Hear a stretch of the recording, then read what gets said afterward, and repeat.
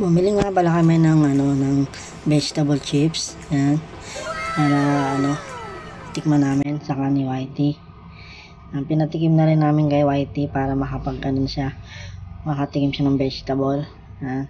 Dahil pwede naman din to sa kanya. Dahil chips naman siya. Pag linurog niya para din siyang feeds. Gusto naman niya ng vegetable. Yan. Para lumusog siya. Yan. Tinry namin kasi para makakain siya ng vegetable. Sinubukan din namin siya sa kanya.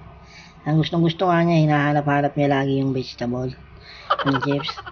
Ayaw nga tumigil nung binigyan namin ng isa. Sarap na sarap siya.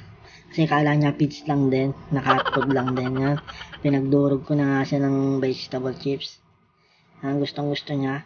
And then natapos na kami, nahumiga na kami. Nakikitabi din siya sa amin dahil na siya sa amin, sanay na siya sa amin. Parang baby na siya sa amin. Nauna pa siyang matulog sa amin. Nakikisiksik siya sa amin, guys.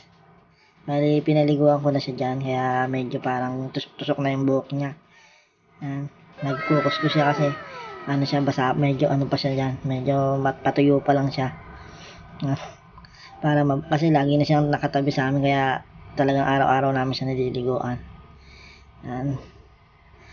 Kaya ganyan siya ng ganyan dahil medyo napreskuhan siya. Tingnan nyo, bagsak. Nakikikulitan siya sa mami niya. Binabrush na siya ng mami niya.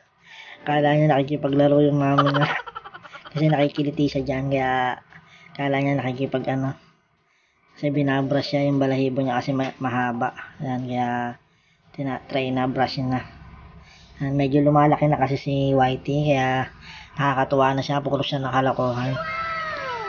Kala niya nilalaro siya, ay susuklayin nga siya ng mami niya. Sinusuklayan na siya. Tinry ko suklayan.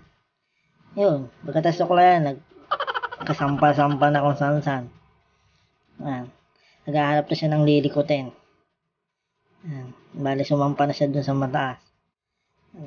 Naghahanap siya ng lilikutin. Tingnan nyo. Laro siya ng laro. Kung saan siya naglalaro. Doon pa siya naglaro sa mismong tablet. Doon sa ibabaw ng tablet siya naghiga-higa. And then yan. Nung natapos na siya maglaro, tulog na silang dalawa. Bagsak na naman siya. Ganyan lang ginagawa niya lagi. Bali, nakikipagpulitan din. Matutulog, kakain yan. Nagising siya sa tabi namin. Nangungulit na naman. Wala talaga siyang ginawa kundi mangulit na mangulit. Lumalaki-laki na siya yan. Sa agumanda na yung balahibo niya kahit paano. Yung nakatulad nung dati. Tingnan nyo. Ginigising niya kami. Gusto niya, pag matutulog kami, pag gising pa siya, gusto niya gising din kami. Sige guys, sa susunod na lang.